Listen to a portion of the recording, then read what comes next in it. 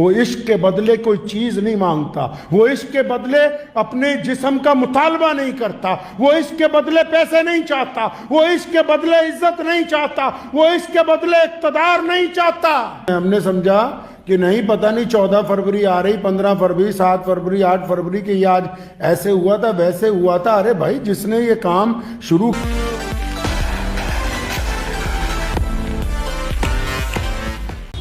پیارے نبی حضرت محمد رسول اللہ صلی اللہ علیہ وسلم کی تعلیمات میں ہے عشق۔ حضرات صحابہ اکرام رضی اللہ تعالیٰ اجمعین نے عشق کیا اپنے نبی علیہ السلام سے، اور پھر جن کاموں کے لیے رسول اللہ نے کہا کرو ان کو آخر تک نبھایا، اور جن کو کہا نہ کرو اور ان کو نہ کرنے کی وجہ سے بھی پھانسی کے پھندوں کو چوما ہے، لیکن اپنے نبی علیہ السلام کی کبھی پیروی سے نعوذ باللہ انکار نہیں کیا ہے۔ تاریخ تو اٹھائیں، عشق کہتے کس کو ہیں؟ عاشق ہوتے کیسے ہیں بھائی؟ عاشق ہونے کے لیے کوئی بڑے ہوٹل کا کمرے کی ضرورت نہیں ہے، عاشق بننے کے لیے کوئی بہترین کپڑوں کی، بہترین تحفوں کی ضرورت نہیں ہے۔ دل میں ایمانداری کا ہونا اپنے ساتھی کے لیے جس میں کھوٹ نہ ہو، جس میں کھوٹ نہ ہو بالکل بھی۔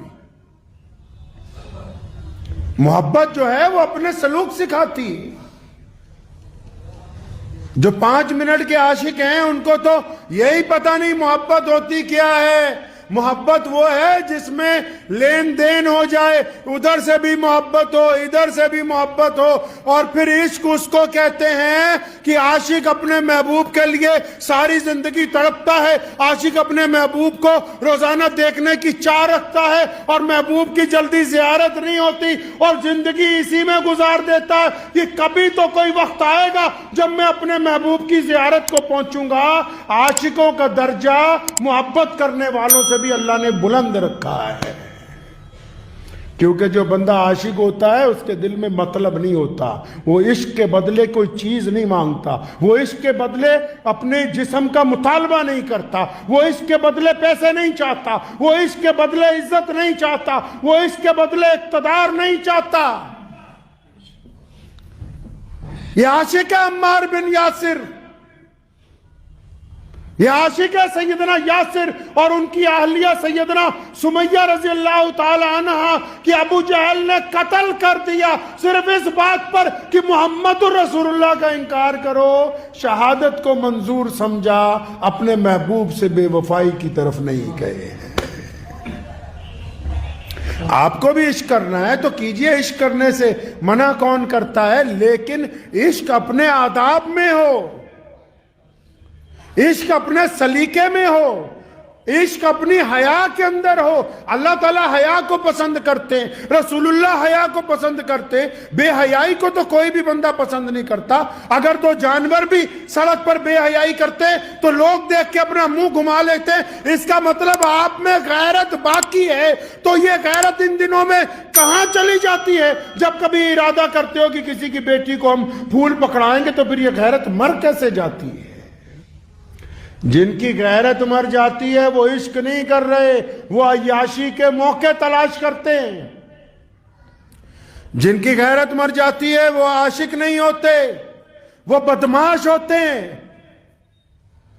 عشق کو یہ نام دے کے کہ فلاں دن ہے، آج فلاں دن ہے، لوگوں کی بیٹیوں کو داغدار کرنے کی ارادوں سے توبہ کرنی چاہیے۔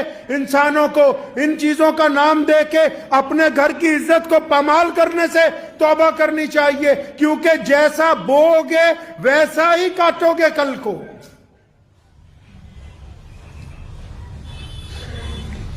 سوشل میڈیا میں تمام لوگوں نے، چاہے وہ مسلمان ہے یا غیر مسلم ہے، ہم نے سمجھا کہ نہیں، پتہ نہیں 14 فروری آ رہی، 15 فروری، 7 فروری، 8 فروری کہ یہ آج ایسے ہوا تھا ویسے ہوا تھا۔ ارے بھائی، جس نے یہ کام شروع کیا کم از کم ان کے متعلق ہی پڑھو۔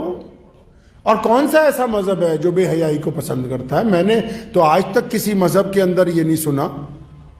مسلمان ہیں کہتے ہیں برقع لو، سکھ ہیں کہتے ہیں بیٹیاں دستار باندھیں اور سر پر پگڑی باندھیں، دوپٹہ سر پہ ہو۔ ہندو بھائی ہیں وہ کہتے ہیں بیٹی کا پلو سر کے اوپر ہونا چاہیے۔ عیسائی ہیں وہ کہتے ہیں گرجے میں جو ننیں رہیں گی ان کے بازو بھی ڈھکے ہوئے ہوں، ہاتھوں میں بھی دستانے ڈالے ہوئے ہوں، لباس بھی پورا ہو۔ جن کو تم آدی واسی کہتے ہو ان کو اتنی غیرت ہے کہ ان کی بہن اور بیٹیاں آج بھی سر پہ روپٹے کو اتنا آگے تک جھکاتی ہیں کہ کوئی ان کا چہرہ نہیں دیکھ سکتا۔ اگر غیرت ختم ہو گئی شہر کے لوگوں میں تو جنگل کے ان آدی واسیوں سے سیکھ لو کہ غیرت کہتے کس کو ہیں، عزت کس کو کہتے ہیں، بیٹی کا کیا مقام ہوتا ہے، بہن کو کس طرح دیکھا جاتا ہے، ماں کی کس طرح احترام کی جاتی ہے۔ اگر شہریوں میں غیرت کم پڑ گئی تو پھر جنگل میں رہنے والوں سے سیکھ لو جو آج بھی پلو ڈھک کے نکلتے ہیں، کسی کو اپنے چہرے کی طرف دیکھنے نہیں دیتے۔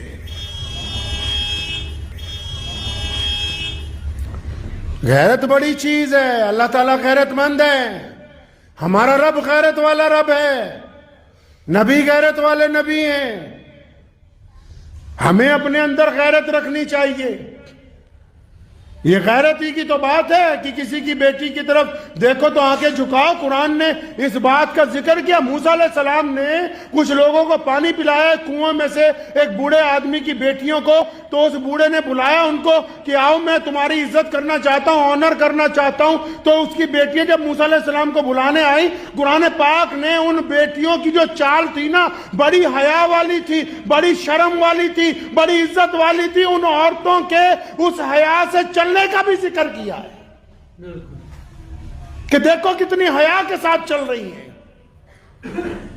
یہ کس طرح ممکن ہو سکتا ہے کہ غیرت مند لوگ جتنے بھی لوگ اس ملک میں رہتے ہیں، ہماری اگر بھارت کی سبھیتا کو بھی دیکھ لیا جائے تو اس میں سرے بازار بدماشی کو لوگ گناہ کہتے ہیں، لوگ بے حیائی کہتے ہیں۔ کوئی بھی سماج ہو چاہے وہ اس بات کو پسند نہیں کرتا، اس لیے جن کے دلوں میں یہ بات آتی ہے نا کہ فلاں فلاں دن میں فلاں فلاں بیٹیوں کے ساتھ ایسے ایسے کر گزرے، تو پہلے ایک بار اپنے گریبان میں ضرور جھانکیے، ضرور اپنے آپ کو دیکھیے۔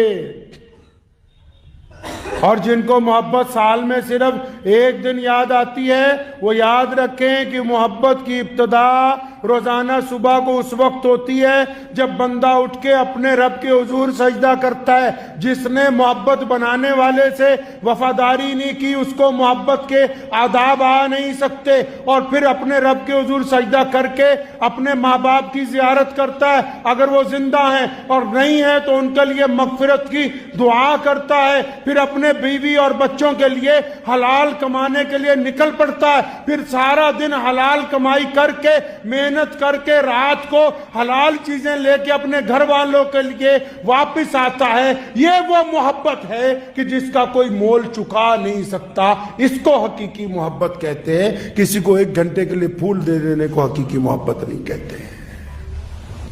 یہ وہ محبت ہے جس کی انسان ڈیوٹی کرتا ہے، کھپتا ہے سارا دن، اپنے آپ کو نچھاور کرتا ہے۔ کس لیے؟ یہ شرم و حیا نہیں ہے۔ آپ کا جسم بھی جیسا ہے، آپ کا بچے کا جسم بھی ویسا ہی ہے۔ جیسے ہی آپ کی ماں کا جسم ہے ویسا ہی آپ کی بیوی کا ہے، ویسا ہی بیٹی کا ہے۔ ان میں یہ درجہ بندی کس نے کی ہے؟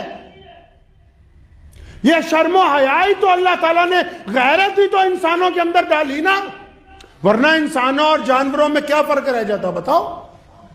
جانور کو تمیز نہیں ہوتی بڑا ہونے کے بعد کہ میری یہ ماں ہے یا میری یہ بہن ہے۔ یہ شرم اور حیا کی تو بات ہے کہ سب کے جسم کی ساخت ایک طرح کی ہے، پھر بھی جب ماں کے پاس جاتے ہیں تو احساس کچھ اور ہوتا ہے، جب اپنی بیٹی کے سر پر ہاتھ رکھتے ہیں تو احساس کچھ اور ہوتا ہے، جب اپنی بیوی کے پاس ہوتے ہیں احساس کچھ اور ہوتا ہے، جب اپنے کسی دوست کے گھر جاتے ہیں آنکھوں میں شرم و حیا کچھ اور ہوتی ہے۔ اگر یہ احساس مر گیا تو پھر انسانیت مر گئی، پھر دین مر گیا۔ اس بات کو ہمیشہ یاد رکھیں کہ غیرت سب سے بڑی چیز ہے۔ ہمارا رب غیرت والا رب ہے۔ یہ رشتوں کے اندر جو پردہ ہے یہ میرے رب کی غیرت کی وجہ سے ہے۔ اگر غیرت ہی ختم کر دیں گے تو پھر تو سارا نظام ختم ہو جائے گا۔